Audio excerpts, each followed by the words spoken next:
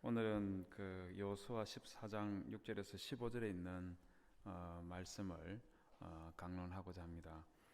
여호수아 14장은 12절에 있는 이 산지를 내게 주소서라는 이 말 때문에 우리에게 조금 알려져 있는 그런 본문입니다. 아마 이따금씩 여러분들께서 부르시는 그 이 산지를 내게 주소서라는 그 찬양이 있지 않습니까? 그 찬양이 바로 이 여호수아 14장 12절에 있는 바로 이 산지와 관련된 CCM 찬양이죠. 여기 나오는 이 산지는 사실 여러분들이 생각하는 것보다 훨씬 중요한 의미를 가지고 있습니다. 왜 그러냐면 이 산지는 지명으로 직접적으로 관련된 것은 헤브론이고, 그 헤브론은 아브라함이 생전에 살면서 거주했던 지역이 이 헤브론이죠. 뿐만 아니고 이 헤브론은 이스라엘 민족들이 출애굽해서 가나안 땅으로 향하다가 바로 이 산지와 관련된 일 때문에 40년 동안 광야에서 살게 되는 그런 원인 제공자가 바로 이 산지입니다. 동시에 이 산지는 그런 의미에서 생각한다면 이스라엘 백성들이 에게는 뼈아픈 땅이기도 하고, 또 이스라엘 백성들이 가서 이제 새롭게 세워야 되는 그 하나님의 나라를 세우고 회복하는 그 일에 결정적인 역할을 하는 그런 곳이 바로 이 이산지라고 그렇게도 말을 할 수가 있습니다. 그렇기 때문에 이스라엘 백성들과 하나님의 나라라는 그 관점에서 볼 때 매우 중요한 그런 상징적인 장소라고 그렇게 말을 할 수가 있죠. 근데 어떤 성도님들은 이 산지를 내게 주소서라는 이 말을 여호수아가 한 걸로 그렇게 이해를 하는 사람들이 이따금씩 있습니다. 제가 생각하기엔 아마도 여호수아서에 있기 때문에 그래서 이 말도 여호수아가 한 것이 아닐까 그렇게 생각을 하셨겠죠. 그러나 이 산지를 내게 주소서라는 이 말은 여호수아가 한 것이 아니라 갈렙이라는 사람이 85살 때에 했던 말입니다. 여러분, 85살이면 요즘 아무리 100세 인생이라 하더라도 연세가 85살쯤 되면 언제든지 하나님께서 부르시면은 가야 되는 그런 연세이지 않습니까? 그런 연배에 해당되는 분이 한박교회도 당연히 있으리라고 생각되고, 또 여러분들 주변에도 그와 같은 분들이 있으리라고 생각이 되는데 어떻습니까? 그런 분들 가까이 계시면 여러분들 존경하고 그분들이 한마디 한마디 할 때마다 순종하고 또 듣고 그러는 편입니까? 아니면 아무 생각이 없는 편입니까? 어떻습니까? 어떻습니까? 이런 표현 써서 죄송합니다만은 저를 포함해서 우리 시대 사람들이 다들 어른들을 대하는 태도가 갈수록 뭐라 그럴까요? 예전 같지가 않은 것이 또 현실이고 사실이지 않겠습니까? 하지만 갈렙의 경우는 연세가 85살이 되었음에도 불구하고 이스라엘 백성들로부터 굉장한 존경을 받았습니다. 뿐만 아니라 한마디 한마디 했을 때 그 말이 미치는 영향력이라는 게 있지 않습니까? 그 영향력이 굉장했던 사람이 갈렙입니다. 성경에 나오는 인물이니까 당연히 그런 영향력을 가지고 존경도 받아야 되지 않겠나 이렇게 생각할 수 있겠지만, 그러나 제가 생각하기에 갈렙의 경우는 굉장히 특별하다고 생각합니다. 왜 그러냐면요, 갈렙은 본래 이스라엘 백성 출신이 아닙니다.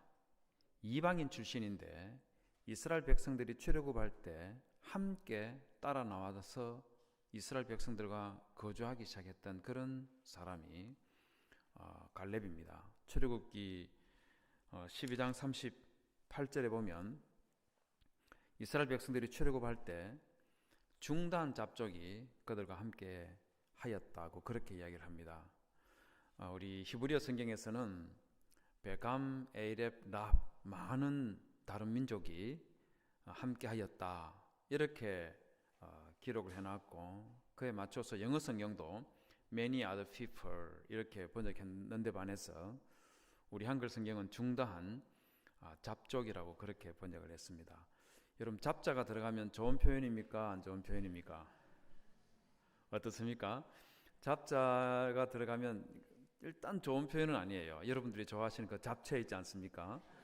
그 잡채, 지금은 여러분들께서 어머니들이 좋은 재료를 사다가 맛있게 정성껏 잡채를 만들지만 본래 잡채는 당면에다가 집에 있는 채소 찌꺼기들 이것저것 같이 넣어서 만들었다고 해서 그래서 잡채라는 말이 나오게 된 거죠. 뭐 이것뿐만 아니라 잡자 들어가는 것 중에서 안 좋은 표현들 굉장히 많습니다. 예를 들면 잡것 뭐 이런 표현들이라든지 뭐 이보다 더 센 것들도 있습니다. 잡 더하기 놈자가 들어가면 이건 아주 센 말이지 않습니까? 신동 교수님이 와가지고 막 욕하더라. 저 욕한 적 없습니다. 분명히 잡 더하기 놈이라고 그렇게 했지 붙였으면 모르겠지만 뗐기 때문에 저는 욕한 적이 없습니다. 뭐 이보다 더한 것도 있지 않습니까?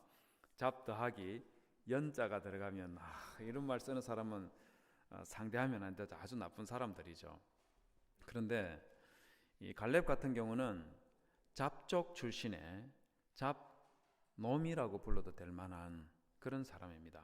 왜 그러냐면 여러분, 우리 읽었던 여호수아 14장 6절에 보면 갈렙의 출신에 대해서 뭐라고 말하냐면 여분네의 아들이라고 말하기 앞서서 그의 민족을 말합니다. 민족이 뭐라고 되어 있습니까? 그니스 족속이라고 그렇게 되어 있죠. 여러분, 이 그니스 족속이 성경 어디에 나오느냐면은 창세기 15장에 나옵니다. 창세기 15장에 보면 하나님께서 아브라함에게 가나안 땅을 400년 뒤에 네 후손에게 주겠다고 그렇게 말씀을 하십니다. 그때 그 말씀을 하실 때 400년 후에 그 땅을 아브라함의 후손에게 주시는 유일한 이유가 무엇이냐면 그 땅에 살고 있는 가나안 민족들의 죄악이 관영치 아니했다고 그렇게 말합니다. 이 말이 무슨 말이냐면 사실 죄의 정도를 퍼센트로 말하는 것은 적절하진 않습니다만은 가나안 땅에 살고 있는 민족들의 죄를 이 가득 찬 상태가 아니라 한 90% 정도 차 있다는 겁니다. 100% 가득 차 있는 상태에 이를 때 그때에 이 가나안 땅을 네 후손에게 주겠다고 하나님께서 그렇게 말씀을 하신 것이죠. 그럼 한번 생각해 보십시오. 지금 이스라엘 백성들이 출애굽을 해서 가나안 땅으로 들어가는 그 즈음에 가나안 땅에 살고 있는 사람들 죄는 몇 퍼센트 정도 됐겠습니까? 몇 퍼센트 정도 됐겠어요? 100% 가득 찼다고 봐야 되는 겁니다. 그렇기 때문에 그 땅에 있는 사람들을 몰아내고 그 땅을 이스라엘 백성들에게 주는 거죠. 말 그대로 이스라엘 백성들이 출애굽할 바로 그 즈음에 가나안 땅에 살고 있는 사람들의 죄는 소돔과 고모라 사람들과 다를 바가 없는 그런 상태에 이르러 있는데 바로 그 가나안 땅에 살고 있는 민족들 10명의 10민족을 창세기 15장 19절에서 21절까지에 기록해 놨습니다. 그 중에 첫 번째 언급된 민족이 겐 족속이고 두 번째 언급된 족속이 바로 갈렙이 속해 있는 그니스 족속입니다. 그러나 한번 생각해 보십시오. 이쯤 되면 갈렙은 소돔과 고모라나 다를 바가 없는 그런 민족 출신이기 때문에 잡족이라고 불러도 되지 않겠습니까? 그런데 이렇게 잡족 출신이라고 불릴 만한 이 갈렙이 출애굽한 지 1년 뒤에 이스라엘 백성들 중에서 12지파에서 각 대표를 뽑아서 가나안 땅으로 정탐꾼을 보낼 때 이 갈렙이 유다 지파의 대표로 뽑힙니다. 여러분 깜짝 놀랄 일 아니겠습니까? 제가 이렇게 말씀드리니까 갈렙은 잡족 출신이라고 했으니까 소돔과 고모라 출신 그런 사람들하고 견주어서 손색이 없는 그런 정도의 죄악으로 가득 찬 민족 중에 한 명이라고 그렇게 말했으니까 자격이 있는 것 같다 이렇게 혹시 생각할지 모르겠어요. 우리 보통 스파이 영화들 보면은 막 싸움 잘하고 잘 죽이고 성질은 굉장히 좀 아주 강아지 같은 이런 사람들 훈련 잘 시켜가지고 그렇게 해서 간첩이나 스파이로 보내니까 갈렙이 딱 적격이네 이렇게 생각하실지 모르겠어요. 그러나 여러분 그렇지가 않습니다. 여러분 그때 정탐꾼으로 파견되었던 사람들이 어떤 사람인지 민수기 13장 1절과 2절에 보면은 잘 나와 있습니다. 2절 한번 보십시오. 저기 보시면 그들의 조상의 가문 각 지파 중에서 어떤 사람을 한 사람 뽑아라 했습니까? 지휘관 된 자라고 말하고 있습니다. 3절에는 보십시오. 12 정탐꾼들을 모두 다 그들은 다 이스라엘 자손의 누구라고요? 수령된 사람이라고 그렇게 말했는데 그 중에서 유다 지파에서는 갈렙이고 에브라임 지파에서는 여호수아였던 거예요. 여러분 깜짝 놀랄 일 아닙니까? 이방인 출신의 잡족 출신의 이 갈렙이 이스라엘 백성들이 출애굽한 지 1년 뒤에 가나안 땅에 정탐꾼 보낼 때 그때 갈렙이 유다 지파의 대표로 지휘관이 되어 있었고 수령이 되어 있었고 그들의 대표로 파송을 받고 있는 겁니다. 이런 비결이 뭘까요? 비결이 뭘까요? 아쉽게도 우리 성경에는 갈렙이 어떻게 이와 같은 위치에 올랐는지에 대해서 언급이 없습니다. 하지만 그럼에도 불구하고 우리가 충분히 짐작할 수 있는 바가 있어요. 그게 뭐냐면 우리 하나님께서 이스라엘 백성들을 출애굽시키기 위해서 이집트에 10가지 재앙을 쏟아부어 내릴 때에 이 갈렙이 그 과정을 다 보는 겁니다. 하나님께서 그 엄청난 재앙들을 통해서 이집트의 수많은 사람들과 그리고 가축들과 들판에 곡식들이 쑥대밭이 될 때 이스라엘 백성들이 살고 있는 고센 땅에는 털끝 하나 건드리지 않는 것을 보고 이 갈렙이 이스라엘 백성들이 믿는 하나님은 참 하나님이다 하는 것을 깨달은 거죠. 그래서 그들과 함께 해야만이 자기 삶이 정상적인 삶을 살 수 있겠다는 그런 생각을 가지고 함께 따라 나섰는데 그들과 함께 따라 나서 보니까 우리 하나님께서 이스라엘 백성들을 광야로 인도하시면서 낮에는 구름 기둥 밤에는 불 기둥으로 인도하셨고 아침에 만나와 저녁에 메추라기로 그들을 먹이셨을 뿐만 아니고 이집트 군인들이 그들을 추격해 왔을 때에 홍해를 갈라서 그것을 건너가게 했었지요. 시내산에 도착했을 때 하나님께서 직접 강림하셔서 이스라엘 백성들과 언약을 체결하시고 그들을 하나님의 백성 삼는 그 모든 것들을 지켜보면서 이 갈렙은 이스라엘 백성들의 하나님은 살아계신 하나님이시고 진실된 하나님이시고 참신이다 하는 것을 완전히 깨닫고 그 하나님만 굳게 믿고 살려고 확실한 삶의 전환점을 만들어버린 겁니다. 여러분 그 정도가 얼마나 대단했던지 유다 지파 사람들이 모두 다 이방인 출신임에도 불구하고 1년 함께 생활하면서 갈렙을 자기들의 지휘관과 수령으로 세웠다는 것이죠. 저는 이 자리에 함께 하고 있는 우리 성도님들도 이 갈렙과 같은 뚜렷한 전환점이 있고 하나님을 제대로 좀 믿는 그런 성도님들이 되시기를 주님의 이름으로 부탁을 드립니다. 신앙생활 한 지 10년, 20년이 지나도 전혀 신앙의 변화가 없고 그런 삶 말고요. 한박교회 출석한 지 1년, 2년밖에 안 됐지만 교회 공동체로부터 인정을 받고 하나님으로부터 인정받을 수 있는 그런 신앙이 있지 않습니까? 그런 신앙의 전환점을 이루어내는 그런 성도님들이 되시기를 주님의 이름으로 부탁을 드립니다. 여러분 이와 같은 일이 일어났었던 때가 갈렙이 45살 때의 일입니다. 그러면 갈렙이 85살 때는 어땠을 것 같습니까? 여전히 이스라엘 백성들로부터 또는 유다 지파 사람들로부터 인정을 받았을까요? 못 받았을까요? 어땠을 것 같습니까? 여전히 인정을 받았습니다. 여러분 여호수아 14장 6절은요. 그때 유다 지파 사람들이 길갈에 있는 여호수아에게 나아오는 것으로 그렇게 시작을 하고 있는데 이게 무슨 말이냐면요. 여호수아와 이스라엘 백성들이 가나안 땅을 정복을 하고 이제 그 땅을 12지파에게 나누어주는 그 과정에서 일어난 일입니다. 12지파에게 가나안 땅을 분배해 줄 때 유다 지파 사람들이요.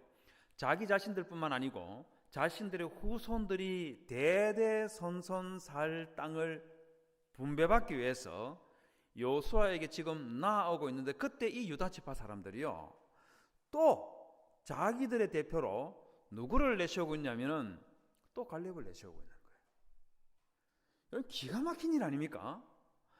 45년이 지났는데 85살이 된 이 갈렙을 이 이방인 출신 갈렙을 또다시 자기들이 살 땅을 분배받는 일 이게 얼마나 중요한 일입니까? 그렇지 않습니까? 여러분들 아파트 청약하러 갈 때 그냥 아무나 그냥 가서 막 해버리는 거 아니잖아요.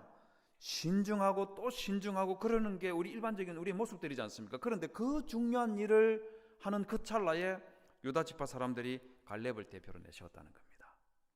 비결이 뭐겠습니까? 비결이 뭐겠습니까? 세 가지 이유 때문입니다. 세 가지 이유 때문입니다.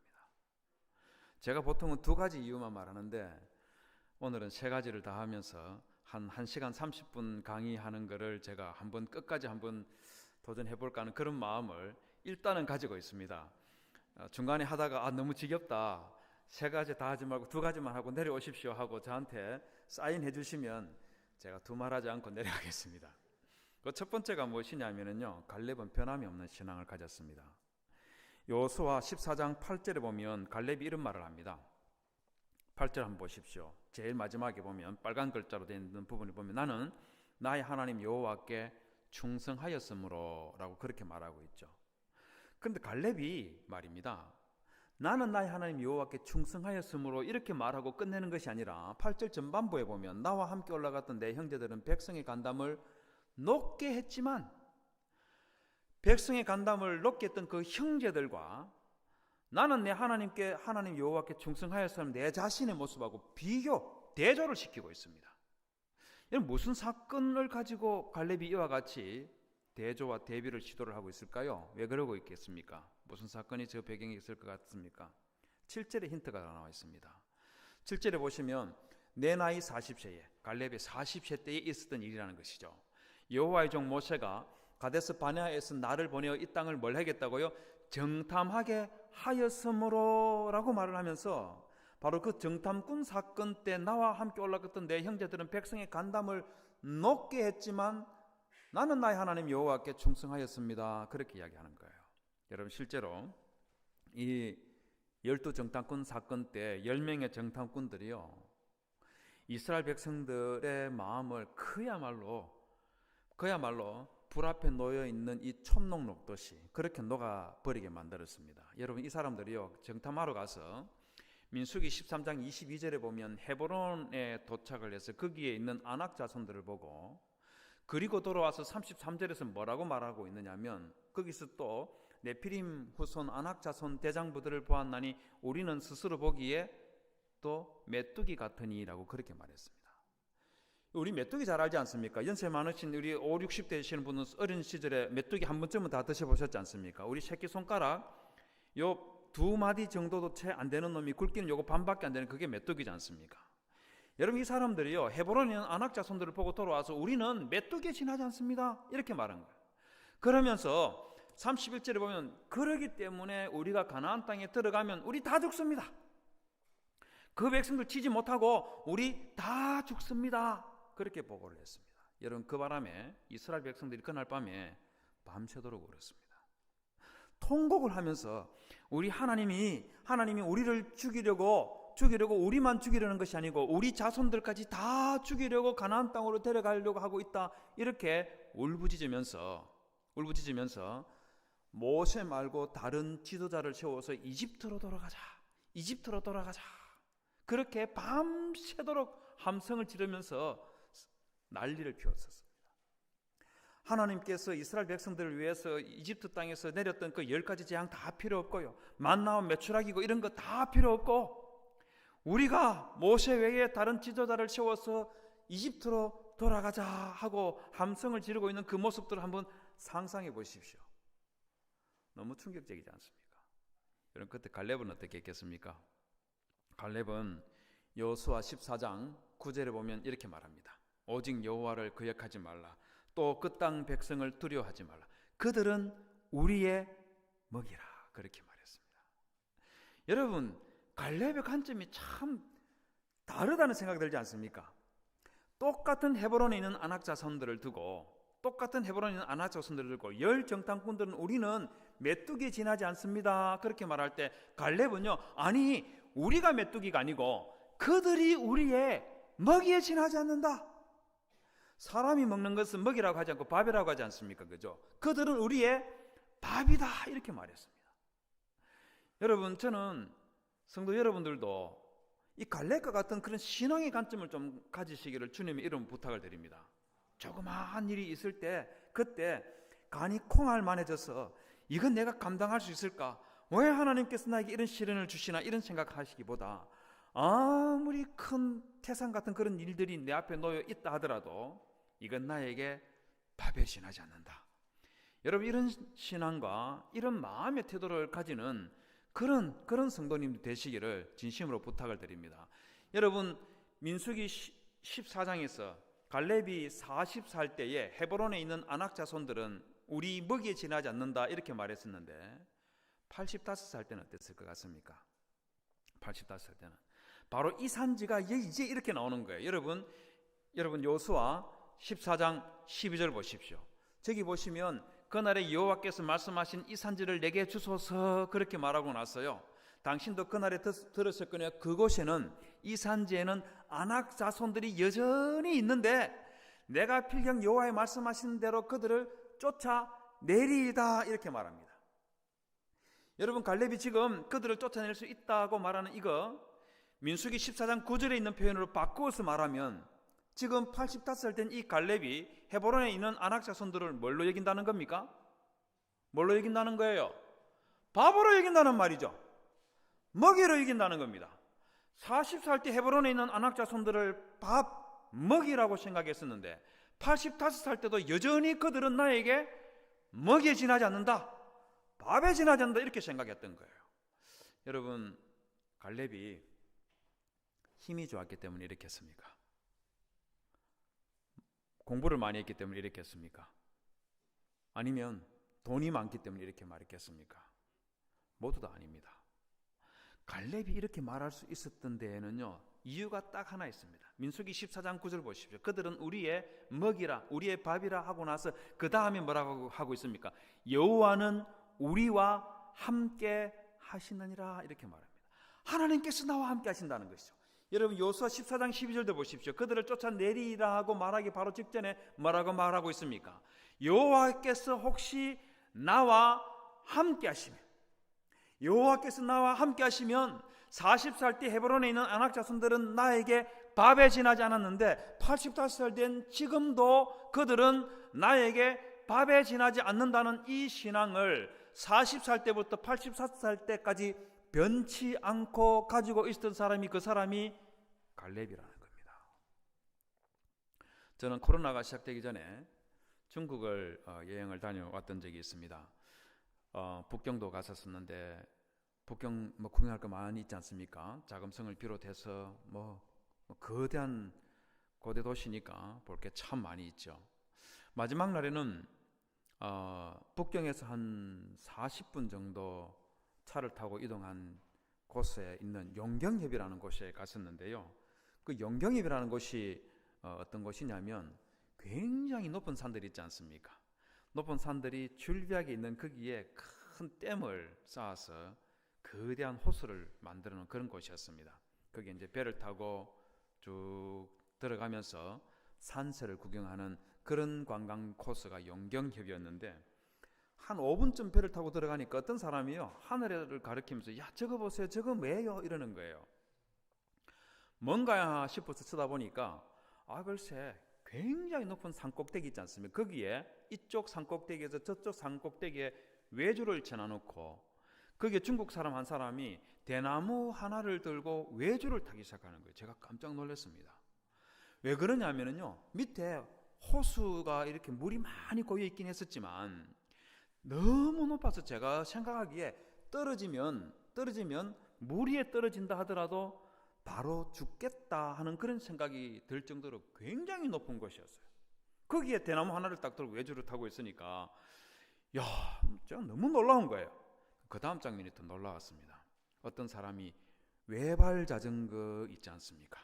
외발 자전거를 외줄에 올리더니만은 타기 시작하는 거예요. 솔직히 말해서 여러분들 중에는 두발 자전거도 못 타는 분들 있지 않습니까? 근데 저 사람은 두발 자전거가 아니라 외발 자전거를 올리더니만은 타기 시작하는 거예요. 제가 가슴이 다 떨렸습니다. 그런데 그보다 더 놀라운 광경이 또 있었어요. 그 외발 자전거에 줄을 묶어 내려가지고 그네를 만들어 놓고 거기에 여자분 한 분이 딱 앉아 있는 거예요. 그걸 딱 보는 순간에 저 여자분은 도대체 무슨 생각을 하며 저기 앉아 있을 수 있을까? 불현듯 그 생각이 확 드는 거예요. 여러분, 대나무를 들고 외주를 타는 사람이나 또 외발 자전거를 타고 있는 사람은 자기 자신이 이 외주를 타고 안전하게 저쪽 끝까지 갈 수 있는 그 실력을 가지고 있다는 것을 스스로 알기 때문에 그래서 외주를 탈 것 아니겠습니까? 그럼 저 여자분은요? 저 여자분하고 외발 자전거를 타는 분하고의 관계가 아버지와 딸인지 남편과 아내인지 아니면 오빠와 여동생의 관계인지 그건 알 수 없지만 한 가지 분명한 것은 저기에 앉아있는 저 여자분은요, 외발 자전거를 타는 저분이 외줄 이쪽에서부터 저쪽 끝까지 안전하게 건너갈 수 있는 그런 실력을 가지고 있다는 자기 신뢰와 믿음이 없이는 저기에 앉아 있을 수 없는 거 아니겠습니까? 그렇지 않습니까? 저는 이것 정도는 아니지만 좀 비슷한 것을 경험한 적이 있습니다. 제가 미국에서 공부할 때는 보스턴에 있는 고든 코넬에서 마스터 오브 시올로지 공부를 했었는데요. 우리는 THM이라고 그렇게 부릅니다.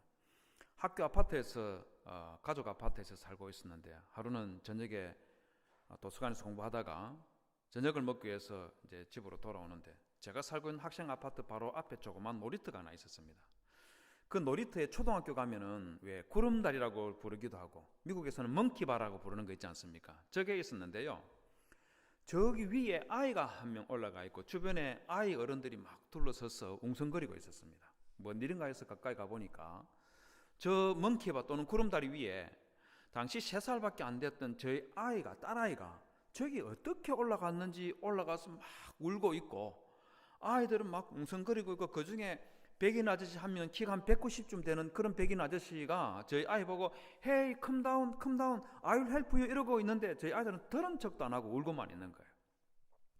제가 좀 놀랍기도 하고 또 속도 상하기도 하고 뭐 복잡한 그런 감정이 막 변화가 일어나는 것을 느끼면서 가까이 가서 야, 너 어떻게 올라갔어? 이리 와, 아빠가 잡아줘, 이리 와 하고 손을 쭉 뻗으니까 아이가 제 얼굴을 한번 확인하고 그리고는 눈물을 한번 훔치고는 훌쩍 뛰어내렸습니다.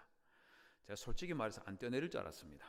저는 키가 170.5에서 171 사이에 이제 왔다 갔다 하는데 건강검진 가서 컨디션이 좋으면 171이 되었다가 좀 컨디션이 안 좋으면 170.5도 되긴 하지만 좀 더 굴욕적인 그런 이제 수치도 나오기도 합니다만은 어쨌든 저는 그 적당하게 제 아이를 구슬러 가지고 키 190cm 되는 저 아저씨는 손을 뻗으니까 저 멍키바 위로 손이 막 지나가는 정도였어요. 그래서 적당하게 저 백인 아저씨 손 붙들고 내려오도록 그렇게 구슬으려고 그냥 체면치로 손을 뻗었었는데 뛰어내려 버렸습니다.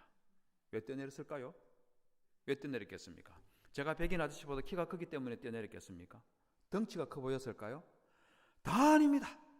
저희 아이가 뛰어내렸던 유일한 이유는 무엇이냐면 제가 아버지이기 때문입니다. 제가 아버지이기 때문에 내 아버지는 내가 뛰어내리면 받아줄 거라는 믿음과 신뢰가 있었기 때문에 저희 아이는 그냥 겁도 없이 뛰어내려 버린 거예요. 여러분 마찬가지로 갈렙은 저 같은 존재하고는 비교도 할 수 없는 전능하신 하나님 아버지께서 나와 함께 해주시면 그러면 헤브론에 있는 저 아낙 자손들은 밥에 지나지 않는다는 이 신앙을 확실하게 가져버린 거예요. 이거를 85살이 될 때까지 변치 않고 가지고 있었던 그런 신앙을 가지고 있었던 사람이 그 사람이 바로 갈렙인 겁니다. 성도 여러분, 여러분들도 이런 신앙 좀 가지시기를 부탁 좀 드리면 되겠습니까? 빌립보서 4장 13절에서 말입니다. 내게 능력 주시는 자 안에서 내가 모든 것을 할 수 있느니라고 말씀하시는 것처럼 주 예수 그리스도께서 나와 함께 해주시면 나를 죄와 사망 가운데서 구원해 주신 그 예수 그리스도께서 나와 함께 해주시면 내가 뭐든지 할 수 있다. 그게 뭐든지 내가 할 수 있다. 성도 여러분, 이 신앙을 지금부터 주님께서 부르시는 그날까지 변치 않고 가지시는 그런 복된 성도님들이 되시기를 주님의 이름으로 부탁을 드립니다. 여러분, 갈렙이 또 이스라엘 백성들로부터 유다 지파로부터 그렇게 인정을 받을 수 있었던 두 번째 이유는 무엇이냐면요, 갈렙은 변함이 없는 비전을 가졌던 사람입니다. 여러분, 여호수아 14장 12절에 보면은요, 갈렙이 이렇게 말하죠. 그날에 여호와께서 말씀하신 이 산지를 지금 내게 주소서라고 이렇게 말합니다. 여러분, 저 말 잘 한번 곱씹어 보십시오. 갈렙이요, 그냥 이 산지를 지금 내게 주소서라고 말하고 있는 것이 아니라 그날에 여호와께서 말씀하신 이 산지를 지금 내게 주소서 그렇게 말하고 있는 겁니다. 여러분, 그날에 하나님께서 말씀하셨던 이 산지는 언제 갈렙에게 하셨던 말씀이냐면 민수기 14장 24절에서 바로 12정탐꾼 사건이 있고 나서 바로 그 직후에 우리 하나님께서 갈렙은 그 마음이 그들과 달라서 나를 온전히 따랐기 때문에 그래서 그의 자손이 그 땅을 차지하리라 했던 이 말씀, 신명기 1장 36절에서도 똑같이 나오는 바로 저때 하나님께서 갈렙에게 약속했던 그 땅인 겁니다. 여러분, 대단하다는 생각 들지 않습니까? 여러분, 이 갈렙이요, 이 산지에 대한 이 비전을 적극적으로 지금 여호수아 14장에서 여호수아에게 하고 있는 것이 아니라 무려 45년 전에 하나님께서 그의 가슴 속에 심어줬던 그 비전을 흔들림이 없이 45년 동안 그대로 가슴에 품고 있다가 지금 이 산지를 내게 주소서라고 말하고 있다는 겁니다. 놀라운 거죠.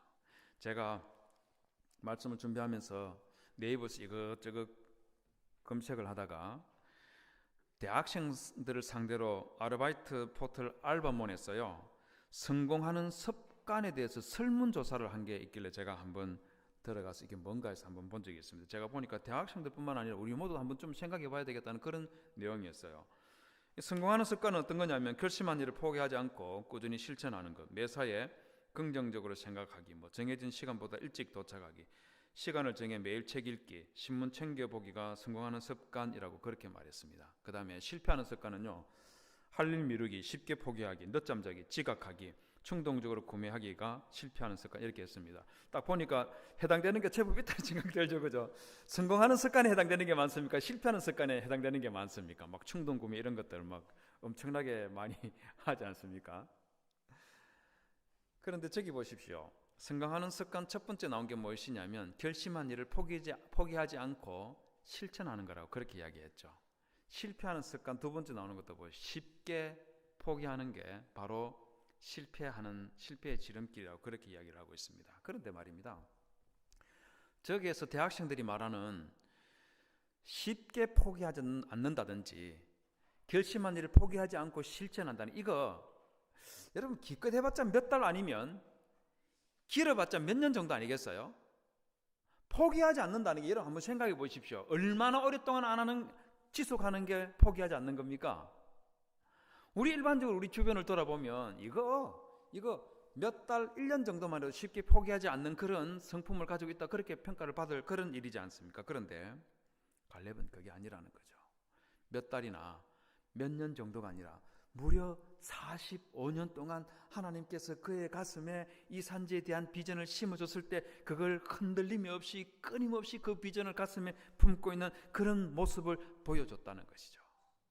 여러분, 거기에다가 갈렙이 가지고 있는 이 비전의 두 번째 특징이 어떤 거냐면, 여러분 이 헤브론은 그냥 헤브론이 아닙니다. 우리 여호수아 14장 12절에서 말하고 있는 것에서 볼 수 있는 것처럼 그곳에는 누가 있다고 하고 있습니까?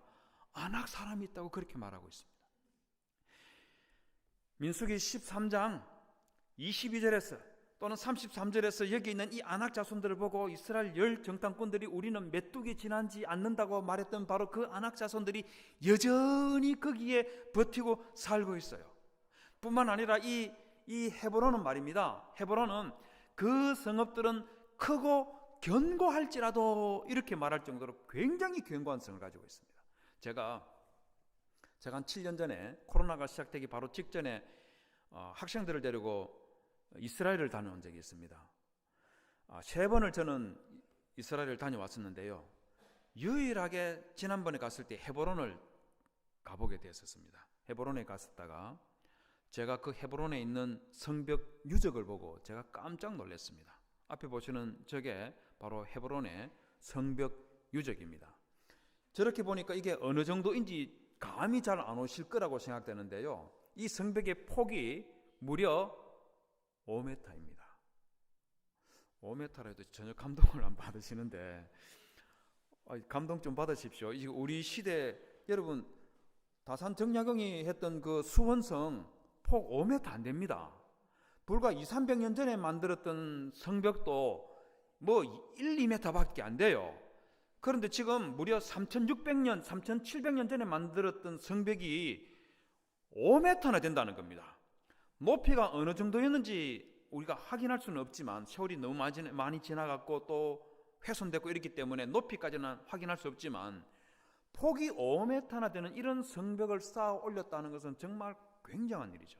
여러분, 헤브론에 살고 있는 사람들이 이런 일을 해냈다는 겁니다. 그런데 저런 거대한 성벽을 가지고 있고 그 안에 아낙 자손들이 살고 있다 하면 여러분, 우리 식으로 말하면 쉽게 극복할 수 없는 최고의 난제들로 가득 채워져 있는 그런 장소라고 말하면 되겠습니까?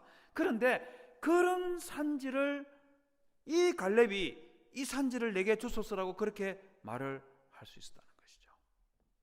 여러분, 거기에다가 이 헤브론이 가지고 있는 가장 큰 문제점은 무엇이냐면 갈렙이 여호수아 14장 8절에서도 말했던 것처럼 나와 함께 올라갔던 내 백성들은, 내 형제들은 백성의 간담을 녹게 하였으나 라는 말에서 볼 수 있는 것처럼 말 그대로 이스라엘 백성들의 마음을 그냥 녹아내리게 만들어서 마침내는 가나안 땅 그 자체를 포기하도록 만드는 데 결정적인 역할을 했던 그곳이 헤브론인데 그 헤브론을, 이 산지를 갈렙이 내게 주소서라고 그렇게 이야기를 하더라는 것이죠. 성도 여러분, 저나 우리 모두가 여러분 이런 좀 건강하고 하나님 보시기에 좀 거룩한 그런 꿈과 목표와 비전들을 우리 좀 가지는 건 어떻습니까? 여러분들께서는 내가 그런 꿈과 비전을 가지기에는 이미 나이가 너무 많아져 버렸다, 혹시 이렇게 생각하실지 모르겠지만은요, 저는 그렇지 않다고 생각합니다. 여러분, 미국의 실용주의 철학자이고 교육학자였던 존 두이라는 사람 혹시 들어보셨습니까? 유명한 사람이지 않습니까? 이분이 말 그대로 우리는 미국 교육 시스템을 좋아하지 않습니까? 뭐 미국 사람들은 우리 한국 교육 시스템이 좋다 이렇게 말하지만 제가 가서 공부해 보니까 뭐 한국도 본받을 점도 있긴 하지만 미국 교육 시스템이 참 좋다는 그런 생각 저는 많이 가졌습니다. 그 미국의 교육 시스템을 만든 사람이 존 두이라는 사람입니다. 이 존 두이라는 사람이요, 연세가 90이 되었을 때, 그때 어떤 의사 청년 한 명이 존 두이에게 찾아와서 어떻게 하면 당신처럼 위대한 삶을 살 수 있습니까? 하고 그렇게 질문을 했습니다. 그러자 존 두이가 산을 오르게 라고 그렇게 답을 했어요. 청년이 무슨 의미인지도 모르고 산에 올라가서 무엇을 합니까? 이렇게 물으니까 존 두이가 하는 말이 다시 올라갈 다른 산을 보기 위해서라네, 이렇게 말했습니다. 그러다가 더 이상 오를 흥미가 없어지면 자네는 죽을 날이 가까이 온 거야, 이렇게 대답을 했다고 합니다. 여러분, 여기서 말하는 산이 뭐겠습니까? 산이 뭐겠습니까? 계족산 아닙니다. 계룡산도 당연히 아닙니다. 여기에서 말하는 산은 꿈과 목표와 비전을 두고 이야기하는 것이죠. 존 두이의 말에 의하면 한 산에 올라가면 그것으로 끝나는 것이 아니라 그 산 꼭대기에서 다음에 올라갈 그 산을 또 확인하고 그리고 그 산을 올라가기 위해서 바둥거리는 것. 그 산에 올라가면 또 다른 산을 또 쳐다보는 것. 이게 사람이 살면서 가져야 될 가장 아주 중요한 그런 덕목이라고 그렇게 가르치고 있는 것이죠. 그러면서 나이가 많다고 해서 늙으니까 아니라 아무리 젊다 하더라도 마음에 올라갈 산, 자기가 해보고 싶은 그 목표와 비전이 없으면 그 사람은 아무리 젊어도 그 사람은 노인에 지나지 않는다. 자네는 죽을 날이 가까이 온 거야, 이렇게 대답을 했다는 겁니다. 성도 여러분, 저는 우리 한박교회가 이런 선한 마음과 목적들을 가지시는 그런 교회가 됐으면 참 좋겠다고 그렇게 저는 생각합니다. 담임 목사님하고도 잠시 나누면서 향후 10년 동안 100명의 세례교인을 세워나가고 5명의 목사를 세우고 3명의 선교사를 파송하는 그런 꿈을 가지고 교회를 세워나가고 싶어하는 그런 말을 듣고 저는 너무 고맙고 반가웠었어요. 성도 여러분, 이런 꿈들을 지속적으로 가져야 됩니다. 교회에서도 이와 같은 꿈을 가져야 될 뿐만 아니고 성도 여러분들의 개인적인 삶 속에서도 끊임없이 하나님 앞에서 기도하면서 하나님, 내가 가야 할 길이 무엇이며 내가 하나님 앞에서 해야 할 일들이 무엇인지 보여주시옵소서 하고 지속적으로 기도하고 그 하나님 앞에서 설 줄 아는 그런 성도님들이 되시기를 주님의 이름으로 부탁을 드립니다. 여러분, 갈렙은 또한 열정이 있는 사람이었습니다. 열정이 있는 사람이었습니다. 제가 유다 지파 사람들이 정탐꾼 보낼 때도 이방인 출신인 갈렙을 내세웠고, 그리고 가나안 땅 분배 받을 때도 이방인 출신인 갈렙을 자기들의 대표로 내세웠다고 그렇게 제가 말씀을 드렸었습니다. 자, 이렇게 말씀을 드리니까 혹시 그렇진 않겠지만 여러분들 마음에 혹시 마음이 약간의 삐딱하신 분이 있으면, 야, 유다 지파 사람들은 좀 쪼다가 아니냐, 자기들 가운데에 좋은 사람 많이 있었을 텐데 왜 하필이면 어디서 굴러 들어온 이 자기들하고 있은 지 1년밖에 안 된 이 이방인을 왜 자꾸 저렇게 내세우고 있지? 이런 생각 혹시 하실지 모르겠어요. 그래서 저는 그렇게 생각하지 않습니다. 제가 보기에 이 유다 지파 사람들은요, 굉장히 지혜로운 사람들이었습니다. 여러분, 지혜라는 게 뭘까요? 지혜라는 게 뭐겠습니까? 공부 잘하는 게 지혜입니까? 뭐 지혜가 지혜인 거는 맞지요. 아니면 뭐 어떤 일이 일어났을 때 굉장히 머리가 비상하게 잘 돌아가면서 일을 착착착착 잘 처리하는, 이게 지혜일까요? 그것도 저는 맞다고 생각합니다. 이 모든 것들이 지혜이지만, 그러나 저는 생각하기에 진정한 지혜는 혼자 뭘 하려고 하기보다, 나 혼자 하는 것보다 다른 사람들과 함께 협력을 하면 훨씬 더 일을 잘할 수가 있고 어려운 일도 쉽게 할 수 있다는 것을 알고 도와줄 줄도 알고 도움을 받을 줄도 알고 또 모두가 함께 할 수 있도록 이 일을 또는 모임을 만들어낼 줄 아는, 그게 저는 진정한 의미에서 지혜라고 그렇게 생각을 합니다. 여러분, 유다 지파 사람들이 그런 차원에서 생각할 때 정말 지혜로운 사람입니다. 사사기 1장에 보면은요, 여호수아가 죽고 나서 아직 가나안 땅 중에서 다 정복하지 못한 땅이 일부 남아 있었습니다. 그때 이스라엘 12지파 사람들이 하나님 앞에 나와서 우리 중에 어느 지파가 먼저 올라가서 가나안 사람들과 싸우면 되겠습니까? 이렇게 하나님께 기도를 했습니다. 그러자 하나님께서 유다 지파가 제일 먼저 올라가라 그렇게 시켰습니다. 그러자 유다 지파 사람들이요, 바로 전쟁으로 그냥 앞장서서 가는 것이 아니라 시몬 지파 사람들에게 찾아가지고 우리와 함께 올라가자. 그러면 너희의 땅을 위해서 싸우러 갈 때 우리가 함께 가줄게 하고 손을 내밀었습니다. 여러분, 이게 굉장히 특별하다는 거 아십니까? 민수기 26장에 보면은요, 이스라엘 백성들이 가나안 땅에 들어가기 바로 그 직전에 12지파들을 대상으로 20살 이상 되어서 전쟁에 나가서 싸울 수 있는 남자들의 숫자를 인구 조사를 한 적이 있습니다. 그때 유다 지파 사람들은요, 20살 이상 전쟁에 나가서 싸울 수 있는 남자들의 숫자가 76,500명이었는데 시몬 지파 사람들은 22,200명이었습니다. 여러분, 한눈에 딱 봐도 시몬 지파 사람들은요, 유다 지파의 3분의 1도 안 됩니다.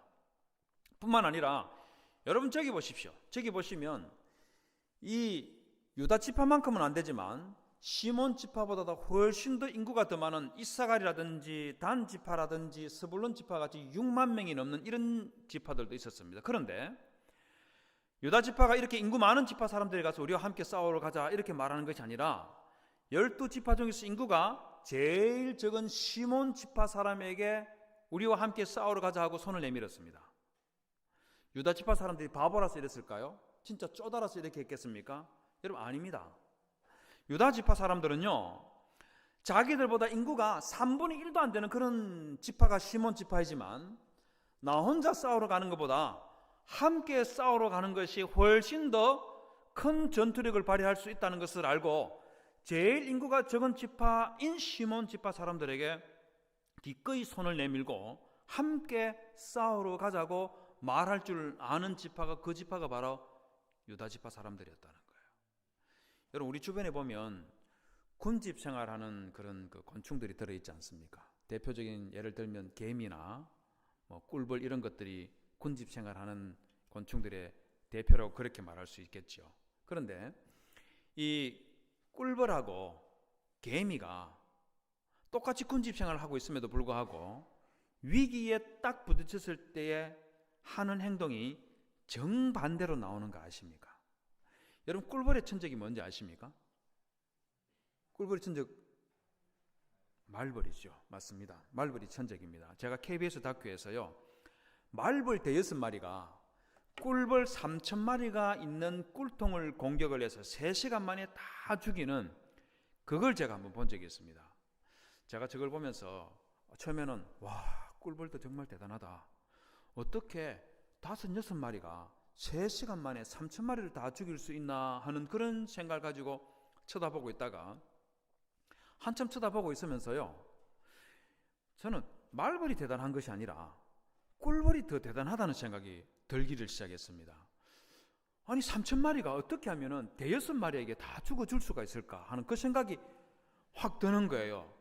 도대체 이게 어떻게 가능한가 해서 쳐다보고 있으니까 말벌들이 공격을 시작하니까 꿀벌들이 자기들끼리 화학 물질을 통해서 적이 공격하고 있다는 것을 서로 연락을 다 주고받게 되더라고요. 그러니까 이 꿀벌들이 도망을 치기 위해서, 혼자 살기 위해서 도망을 치기 시작하는데 꿀통 밖으로 막 서로 밀려나가려고 하는 그 찰나에 말벌들이 꿀통 밖에 지키고 있다가 나오는 놈들 물어버리고 이러니까 큰 힘 들이지 않고 3시간 만에 다 죽여버리는 거예요. 제가 저거 보면서 인생에 참 중요한 교훈을 하나 깨닫게 됐습니다. 그게 뭐냐면요, 가정에서나 교회에서나 어떤 공동체든지 간에 위기가 딱 발생했을 때 나 혼자 살겠다고 흩어지기 시작하면 여러분, 이건 무너지는 건 시간 문제인 거예요.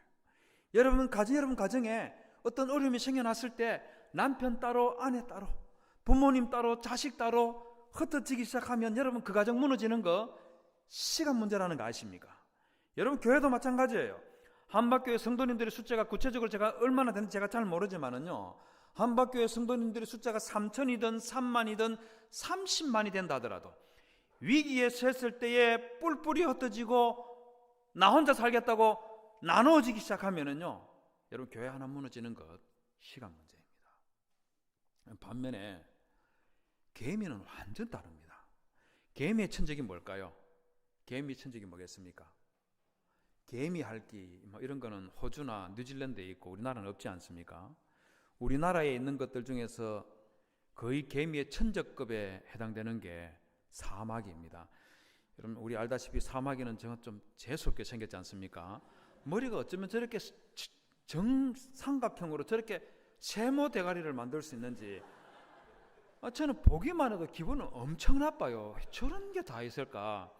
저는 집에 바퀴벌레가 나오면 그냥 책으로 팍 쳐서 이렇게 죽일 수가 있는데, 사마귀가 딱 나오면 빗자루 좀 긴 거 가져가지고 좀 썰어서 그렇게, 남자가 왜 저래? 이런 생각하지 마십시오. 여러분, 남편들 다 그렇습니다. 한번 집에 가서 한번 테스트해 보십시오. 그런데 제가 똑같은 다큐였었는데 이 다큐의 내용이 무엇이냐면 물고기, 곤충, 새 이런 것들이 태어나고 성충이 되고 또 번식하는 이런 것들을 보여주는 그런 다큐였는데요. 사마귀의 그 번식 과정을 보면서 저는 엄청나게 충격을 받았습니다. 여러분, 사마귀는 암컷이 수컷보다 덩치가 더 크다는 거 아십니까? 몰랐습니까? 알아두십시오. 대전 산다고 이런 거 몰라도 된다, 그런 거 아닙니다. 알아두시면 유익합니다. 수컷이 짝짓기를 하기 위해서 암컷 등위에 올라갔는데 얼마나 시간 지났을까요? 한 5톤 좀 지났을까요? 암컷 사마귀가 앞발 2개를 뒤로 쭉 하더니 수컷 머리를 잡습니다. 저는 스킨십을 하는가 보다 하고 쳐다보고 있는데 뭘 어떻게 수컷이 머리가 뚝 떨어져 버리는 거예요. 제가 순간적으로 깜짝 놀라가지고 이게 지금 무슨 상황이지?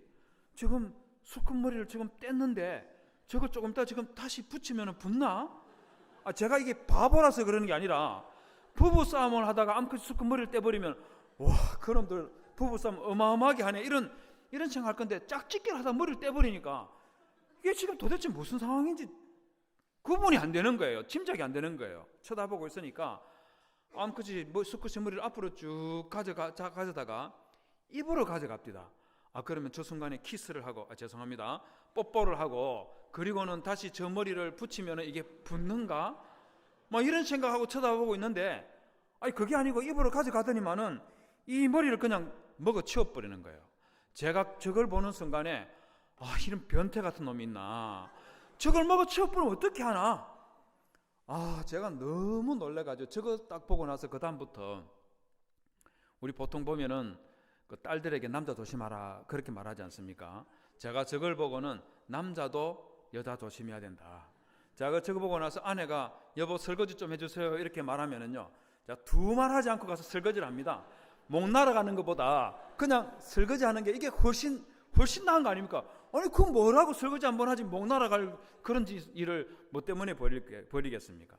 이 암컷 사마귀가 이제 알을 베면 급속도로 단백질이 필요하답니다. 그러다 보니까 이 수컷을 머리뿐만 아니라 그냥 아예 전체를 먹어 치워버리는 그런 일도 한다는데요.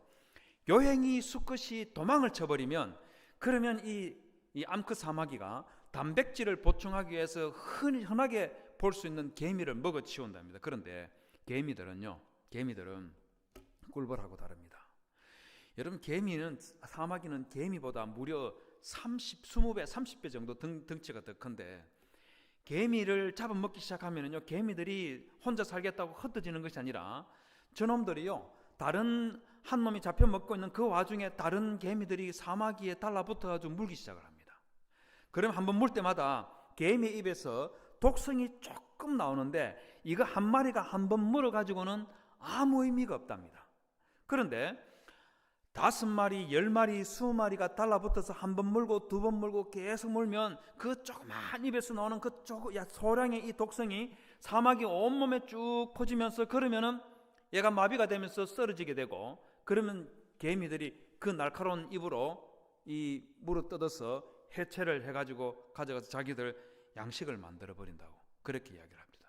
제가 저거 보니까 참 놀랍다는 생각이 들었습니다. 여러분 그렇지 않습니까? 자기보다 덩치가 20배, 30배나 더 큼에도 불구하고 개미들이요, 저 조그만 놈이 함께 힘을 모으니까 감당하기 쉽지 않은 그런 일들을 해내더라는 거죠. 유다 지파 사람들이 바로 이런 지파 사람들이었다는 겁니다. 그런데 이런 지혜로운 이 유다 지파 사람들을 근본적으로 격려를 해서 헤브론에 있는 아낙 자손들을 몰아내고 그 헤브론을 정복하는데 결정적인 공을 세운 사람이 누구냐면 그 사람이 바로 갈렙입니다. 여러분, 갈렙이 이 산지를 내게 주소서라고 말할 때 갈렙이 여러분 가졌던 그 모습을 한번 상상해 보십시오. 어떤 모습이었을까요? 연세가 85살이 됐으니까 백발은 성성하고 말입니다. 허리는 구부러져서 지팡이를 짚고 다 죽어가는 그런 목소리로 이 산지를 내게 주소서라고 했을까요? 아니면 연세가 85살임에도 불구하고 노장처럼 말입니다, 쩌렁쩌렁한 목소리로 이 산지를 내게 주소서라고 했을까요? 어느 쪽이겠습니까? 어느 쪽이겠어요? 저는 100% 노장의 모습으로 이 산지를 내게 주소서라고 했다고 저는 그렇게 생각합니다. 근거가 있습니다. 여러분, 요수아 14장은요 독특하게도 갈렙이 40살 때와 85살 때를 비교하는 표현을 굉장히 많이 가지고 있습니다. 7절에 보시면 내 나이 40세에, 9절에 그날에, 10절에 이제 보소서, 이 45년 동안에 오늘 내가 85세로 돼, 11절에 모세가 나를 보내던 날과 같이 오늘도 그때나 지금이나 그날에 여호와께서 말씀하신 이 산지를 지금 내게 주소서. 당신도 그날에 들으셨거니와. 14절에 오늘까지. 여러분, 이 계속해서 40살과 85살을 비교하는 이 표현을 반복하면서 세 가지를 보여주고 있습니다. 갈렙은 변함없는 신앙을 가지고 있었다. 갈렙은 변함없는 비전을 가지고 있었다. 또 하나는 갈렙은 변함이 없는 열정을 가지고 있었다 하는 것을 또 보여주는 거예요. 여러분, 이 산지를 내게 주소서라는 이 말을 하기 앞서서 11절에서요 갈렙이 뭐라고 하는지 아십니까?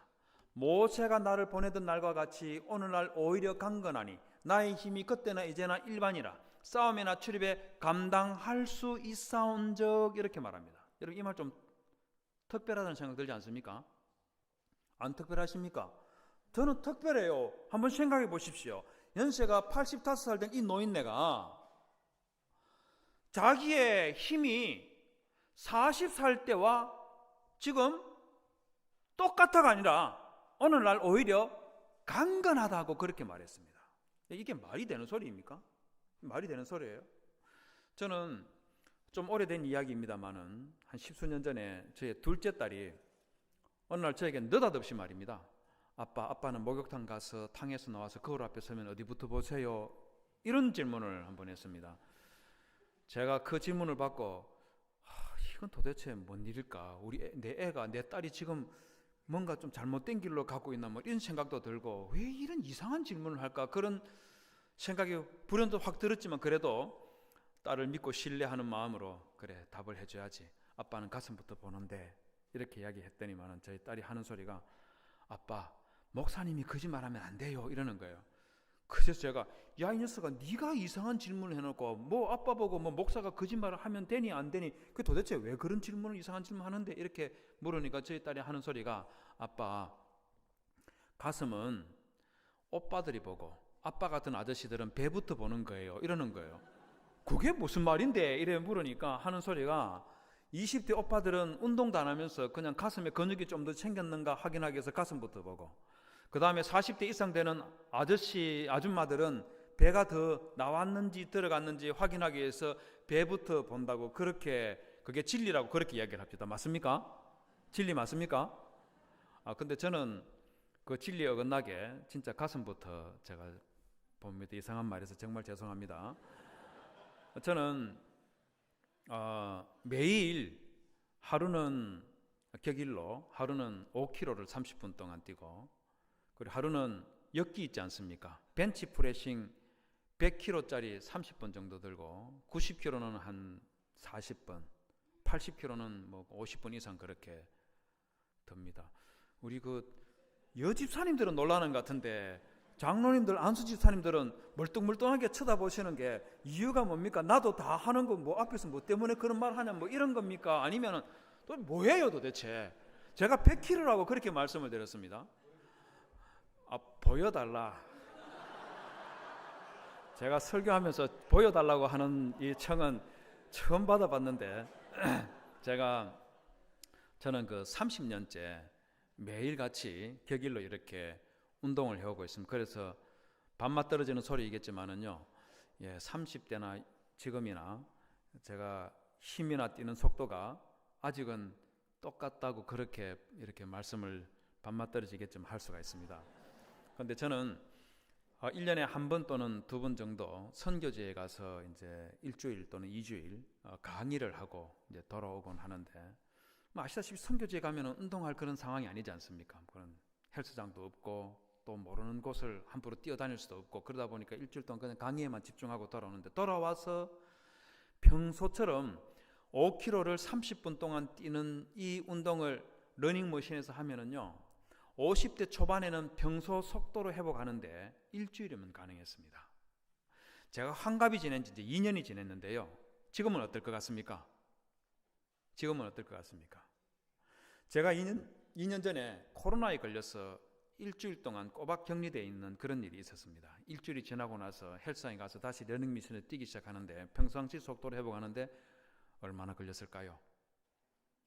얼마나 걸렸겠습니까? 어차피 모르는 건데 아무렇게나 말해도 괜찮습니다. 얼마나 걸렸겠어요? 2주. 정말 감사합니다. 무려 3개월 걸렸습니다. 무려 3개월 걸렸습니다. 50대 초하고 60대가 이렇게 차이가 나는 거예요. 제가 올 4월 말에 대만에 가서 일주일 강의하고 왔는데요. 아직도 원래 속도로 회복을 하지를 못하고 있습니다. 제가 이거 보면서 제가 두 가지를 확실히 깨달았습니다. 아무리 건강하게 살려고 해도 나이는 절대로 못 이긴다 하는 것 제가 진짜 확실하게 깨닫고 있습니다. 지금도 깨닫고 있고요. 진짜 나이는 못 이기는 거구나. 그건 확실히 깨닫고 있고요. 그 다음에 두 번째가 뭐냐면, 나이가 많아지면 많아질수록 이전의 건강 상태로 돌아가는 것은 점점 더 어려워진다 하는 거 제가 확실히 깨닫고 있습니다. 여러분, 그럼 한번 생각해 보십시오. 갈렙이 85살이 됐는데 그때 그 나이에 내 힘이 40살 때와 여전히 같다 이러려면 여러분, 갈렙이 어떻게 살았을까요? 뿐만 아니라 나의 힘이 그때는 예전에 일반인을 하고 나서 싸움에나 출입에 감당할 수 있사온 적이라고 했는데요, 40살 때나 85살 때나 전투력이 지금도 여전히 같다 이렇게 말하려면 여러분, 갈렙이 어떻게 살았을까요? 여러분, 갈렙은 하나님께서 그의 가슴 속에 이 산지에 대한 비전을 심어주는 그때부터 시작해서 85살이 될 때까지 그냥 가만히 앉았어. 하나님께서 약속했으니까 이스라엘 백성들을 통해서 가나안 땅 정복해서 나에게 고스란히 가져다 줄 거다 이렇게 생각하고 그냥 가만히 앉아서 밥상 차려주면 숟가락이나 떨려가는 그런 모습으로 살았던 것이 아니에요.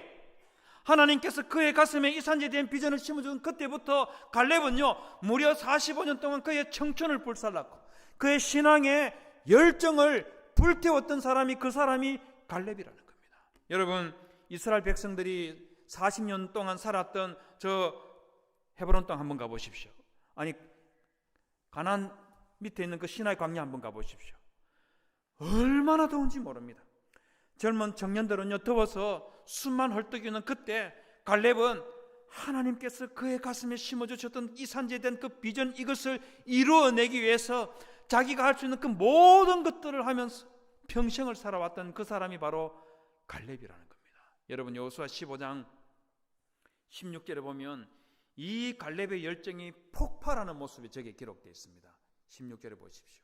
저기 보면 갈렙이 헤브론 외에 아직도 아낙 자손이 있는 곳이 있다는 것을 알고 16절에서 이렇게 말합니다. 갈렙이 말하기를 기라셰페를 쳐서 그것을 취하는 자에게 내가 내 딸 악사를 아내로 주리라, 그렇게 말합니다.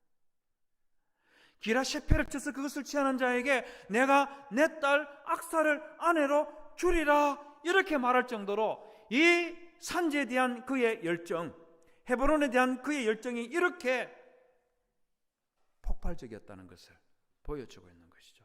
여러분, 이 갈렙의 열정을 통해서 등장하는 인물이 한 사람이 있습니다. 그 사람이 바로 갈렙의 딸 악사의 남편이 되었던 운니엘입니다. 여러분, 운니엘이 누군지 아시겠습니까? 운니엘이 누군지 기억나십니까? 사사기에 나오는 이스라엘 첫 번째 사사가 운니엘이고, 운니엘이 이렇게 역사의 무대 속에 등장하는 겁니다. 성도 여러분, 저는 쉽지는 않고 어려운 일이겠지만 우리 모두가 하나님 나라에 대한 비전을 가슴에 품고 갈렙과 같이 변함없는 신앙과 그 열정을 좀 가지는 게 어떨까, 그렇게 감히 말씀을 드리고 싶습니다. 우리의 신앙, 우리의 변함없는 그 신앙과 우리의 변함없는 그 열정 때문에 갈렙의 다음 세대에 있던 운니엘이 등장했던 것처럼 우리의 신앙과 우리의 열정 때문에 이 한박교회에 다음 세대들이 차고 넘치는 그런 놀라운 일들이 일어날 수 있도록 성도 여러분, 우리가 함께 기도하고 우리가 함께 신앙하고 우리가 함께 이 교회를 이렇게 세우기 위해서 하나님 앞에 기도하는 그런 귀한 성도님들이 되시기를 주님의 이름으로 부탁을 드립니다.